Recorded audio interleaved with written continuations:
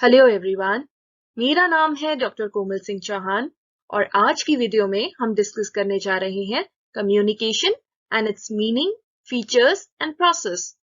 तो चलिए शुरू करते हैं आज की वीडियो को। So communication is a crucial process without which an organization cannot function. Communication एक ऐसी प्रोसेस या प्रक्रिया है जिसके बिना एक ऑर्गेनाइजेशन ढंग से फंक्शन नहीं कर सकती. The word communication is derived from Latin word communis which means common.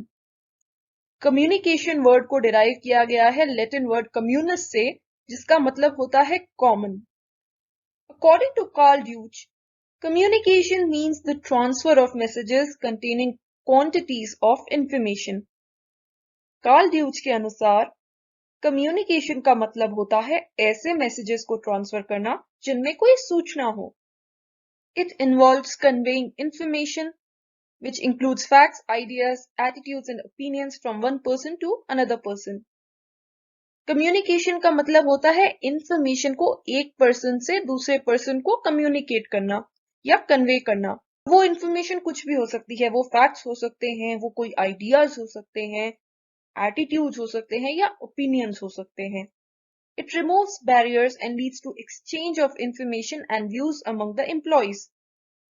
ये बैरियर्स या बाधाओं को हटाता है और इससे सूचना और विचारों का एक्सचेंज किया जाता है एम्प्लॉयज के बीच में या लोगों के बीच में. For the successful achievement of agency objectives, effective communication is important. Organisation के ऑब्जेक्टिव्स की अचीवमेंट के लिए, चाहे वो ऑर्गेनाइजेशन कोई भी हो, एक इफेक्टिव कम्युनिकेशन होना बहुत जरूरी है. अगर कम्युनिकेशन ही इफेक्टिव नहीं होगा तो एम्प्लॉयज को पता कैसे चल पाएगा कि ऑर्गेनाइजेशन का पर्पस क्या है या ऑर्गेनाइजेशन उनसे क्या चाहती है. सो किसी भी संगठन की सफलता या सक्सेस के लिए एक प्रॉपर कम्युनिकेशन होना बहुत जरूरी है. अब हम डिस्कस कर लेते हैं features of communication. The first feature of communication is that it is a to way process. Communication एक टू वे प्रोसेस है. The information flows from top to bottom and bottom to top. Communication में information का flow top to bottom भी होता है और bottom to top भी होता है. टॉप टू बॉटम का मतलब होता है सुपीरियर से सबऑर्डिनेट की तरफ और बॉटम टू टॉप का मतलब होता है सबऑर्डिनेट से सुपीरियर की तरफ. तो ये वन वे प्रोसेस नहीं है. It involves communicating decisions or instructions to the subordinates and communicating facts and information by the subordinates to the authority in the organization.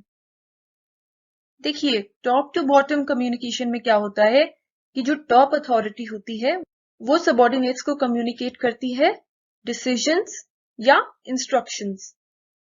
और बॉटम टू टॉप कम्युनिकेशन में क्या होता है कि सबऑर्डिनेट्स क्या communicate करते हैं टॉप लेवल अथॉरिटी को. दे communicate them facts and information. वो उनको फैक्ट्स और जो सूचना है वो कम्युनिकेट करते हैं. तो इस प्रकार से कम्युनिकेशन एक टू वे प्रोसेस है. It leads to exchange and flow of information and ideas from one person to another. Communication से इंफॉर्मेशन और आइडियाज को एक व्यक्ति से दूसरे व्यक्ति तक पहुंचाया जा सकता है जिससे इंफॉर्मेशन का एक्सचेंज होता है. It is a continuous process and occurs at all levels in the organization. ये एक कंटिन्यूअस प्रोसेस है, लगातार चलने वाली प्रक्रिया है जो कभी नहीं रुकती और एक ऑर्गेनाइजेशन के सभी लेवल्स पर की जाती है, क्योंकि कम्युनिकेशन के बिना एक ऑर्गेनाइजेशन बिल्कुल भी नहीं चल सकती है. It involves both information and understanding. तो सिर्फ इंफॉर्मेशन का स्प्रेड करना ही कम्युनिकेशन में नहीं आता, परंतु इसमें अंडरस्टैंडिंग भी आती है. जो इंफॉर्मेशन स्प्रेड की जा रही है उसे समझना भी बहुत जरूरी है. And communication can be oral और रिटन. कम्युनिकेशन ओरल या मौखिक भी हो सकती है और रिटन या लिखित भी हो सकती है. Now comes the process of communication, यानी कि कम्युनिकेशन की प्रक्रिया. कम्युनिकेशन की प्रोसेस में भी काफी सारे स्टेप्स इन्वॉल्व होते हैं जो कि इस डायग्राम के थ्रू आप समझ सकते हैं.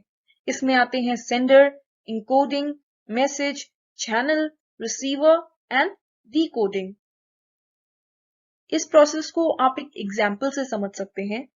सपोज कीजिए कि रोहन सोहन को एक मैसेज कन्वे करना चाहता है टेलीफोन के through.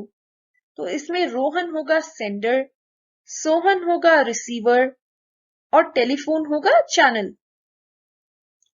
So sender is the person who intends to make the contact. Sender होता है वो person जो कि contact करना चाहता है, अपने मैसेज को कन्वे करना चाहता है, जो कि इस केस में है Rohan. Then comes encoding, which is conversion of ideas into languages or symbols. Encoding होता है जो आपके दिमाग में आइडियाज हैं उनको जब हम लैंग्वेज में या सिंबल में कन्वर्ट करते हैं। तो ऑब्वियसली हम आइडियाज को तो ट्रांसफर नहीं कर सकते एक माइंड से दूसरे माइंड में, हमें उन्हें लैंग्वेज में या सिंबल्स की फॉर्म में कन्वर्ट करना पड़ेगा। और फिर आता है channel. Channel involves media agencies like telephone, Telegram, circular etcetera. तो जो हमारा मैसेज है, जो रोहन का भी मैसेज है, वो ट्रांसफर कैसे होएगा सोहन को? वो होगा चैनल के थ्रू ट्रांसफर, जो कि है टेलीफोन। फिर आता है रिसीवर। अब रिसीवर कौन है? रिसीवर वो है जो मैसेज को रिसीव करता है, जिसको मैसेज भेजा गया है, जो कि इस केस में है सोहन। और फिर आता है decoding. The receiver who receives the message decodes it, that is interprets and understands it into thoughts, understanding and desired response. Decoding होता है जब आप मैसेज को रिसीव कर लेते हैं तो आप उसको कैसे अंडरस्टैंड करते हैं। सो बेसिकली डीकोड होता है रिसीव किए गए मैसेज को समझना या अंडरस्टैंड करना। तो इसलिए हमने डिस्कस किया था कि कम्युनिकेशन में सिर्फ इंफॉर्मेशन को ट्रांसफर करना नहीं आता, बल्कि उसको अंडरस्टैंड करना भी आता है। यहां मैं आपको एक चीज बताना चाहती हूँ कि कुछ डायग्राम्स ऐसे हैं प्रोसेस ऑफ कम्युनिकेशन के जिसमें डीकोडिंग को रिसीवर से पहले रखा गया है और रिसीवर को डीकोडिंग के बाद रखा गया है। इसमें आपको देखिए कंफ्यूज होने की जरूरत नहीं है। ये जाहिर सी बात है कि एक पर्सन एक मैसेज को डीकोड तभी कर पाएगा जब वो उसे रिसीव करेगा। ऑब्वियसली वो उसको रिसीव करने से पहले तो डीकोड नहीं कर सकते ना, तो इसीलिए डीकोडिंग रिसीवर के बाद आएगा। देखिए कम्युनिकेशन की प्रोसेस यहीं खत्म नहीं हो जाती है, इसमें और भी एलिमेंट्स होते हैं। डीकोडिंग के बाद आता है रिस्पॉन्स या feedback, which completes the two way process of communication. Feedback जो है वो कम्युनिकेशन की टू वे प्रोसेस को कंप्लीट करता है। It is through the feedback that the sender comes to know if his message was correctly received and understood. Receiver message को decode करने के बाद सेंडर को फीडबैक भेजता है। फीडबैक की वजह से ही सेंडर को पता चलता है कि रिसीवर को उसका मैसेज समझ में आया या नहीं आया। फॉर एग्जाम्पल, जब रोहन सोहन को मैसेज भेजता है तो सोहन उसको रिप्लाई भेजता है वापस, तो इस रिप्लाई को फीडबैक या रिस्पॉन्स कहते हैं।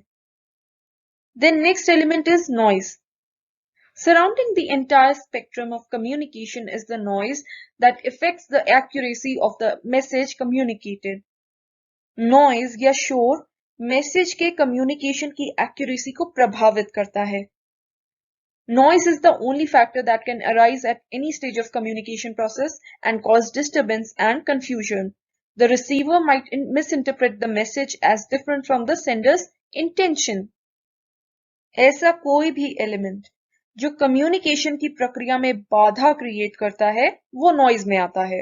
इसकी वजह से जो रिसीवर है वो मैसेज को मिसइंटरप्रेट या मिसअंडरस्टैंड कर सकता है। इसका भी एग्जाम्पल है कि अगर टेलीफोन नेटवर्क वीक हो तो इससे रोहन को सोहन से कम्युनिकेट करने में प्रॉब्लम आ सकती है और ये भी पॉसिबल है कि उसका मैसेज प्रॉपरली सोहन तक ना पहुंच सके और सोहन उस इंफॉर्मेशन को मिसअंडरस्टैंड कर ले। सो ये होती है प्रोसेस ऑफ कम्युनिकेशन। सो आज की वीडियो में इतना ही। प्लीज मेरी वीडियो को लाइक कीजिएगा, शेयर कीजिएगा और मेरे चैनल को सब्सक्राइब कीजिएगा। Thank you so much. आपका दिन शुभ हो।